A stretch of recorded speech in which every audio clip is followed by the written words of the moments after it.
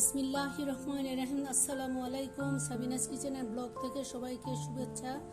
আজকে আমি একটি নতুন রেসিপি নিয়ে আপনাদের সামনে চলে এলাম। রেসিপিটি হচ্ছে রাইস এগ বাইট। আপনারা বাসায় ট্রাই করতে পারেন। তো চলুন রেসিপিটি শুরু করা যাক। রাইস এগ বাইটের জন্য আমি এখানে নিয়েছি মিক্সড সবজি, এটা সিদ্ধ করা ছিল, 2টা ডিম নিয়েছি আর 1 বাটি ভাত নিয়েছি।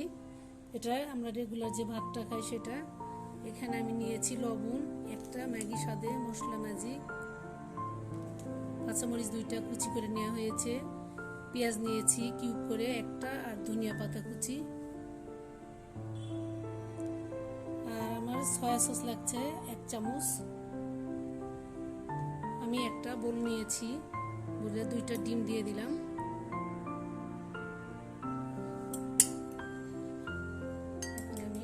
ফেটিয়ে নিব।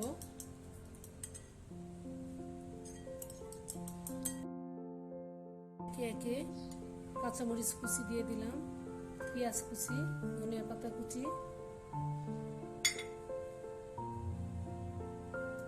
সয়া সস দিয়ে দিলাম।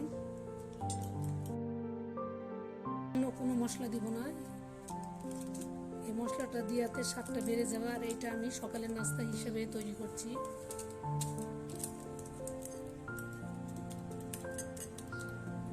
চট জলদি ভাতটা বেঁচে গেলে শীতের সময় ভালো লাগবে খেতে। লবণটা এখন দেখে নিব যে ঠিক আছে কিনা। আমার পুরোটাই লবণ লাগবে। এখন আমি ভাত এখান থেকে যতটুকু লাগবে দিব।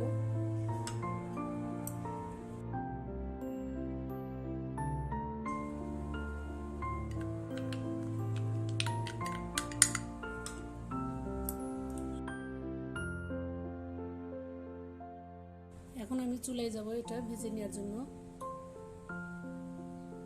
আমি 2টা ডিম দিয়েছি, আপনারা ইচ্ছা করলে 1টা ডিম দিতে পারেন।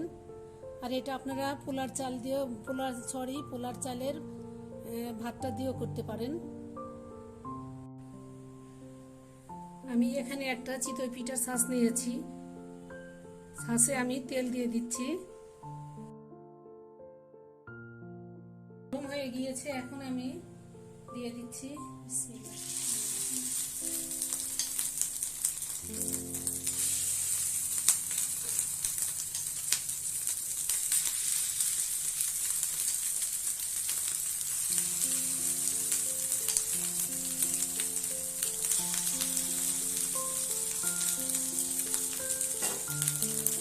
দিয়ে এখন এর তাপটা একদম কমিয়ে দিব।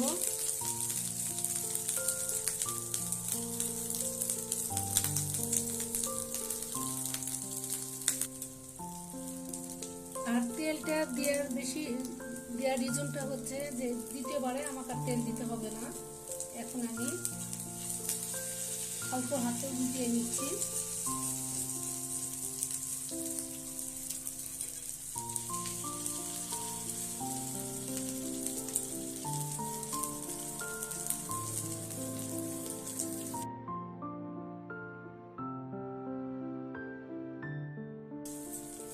অপর পৃষ্ঠেও ব্রাউন কালার হওয়া পর্যন্ত অপেক্ষা করব।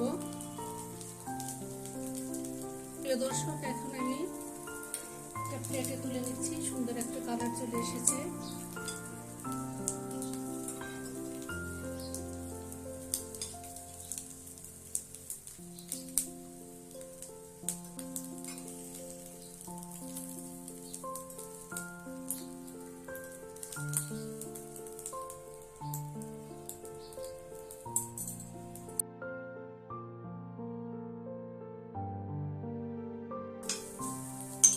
এটা ঢেকে দিতে হবে না, এইভাবে এটা হয়ে যাবে।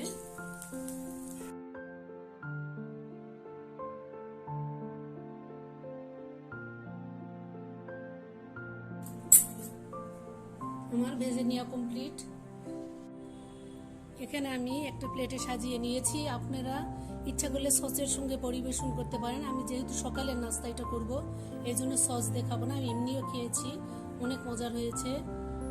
আর আপনারাও বাসায় এটা ট্রাই করতে পারেন। রাইস এগ বাইটটা আপনাদের সঙ্গে আমি শেয়ার করলাম। ভালো থাকবেন, আল্লাহ হাফেজ।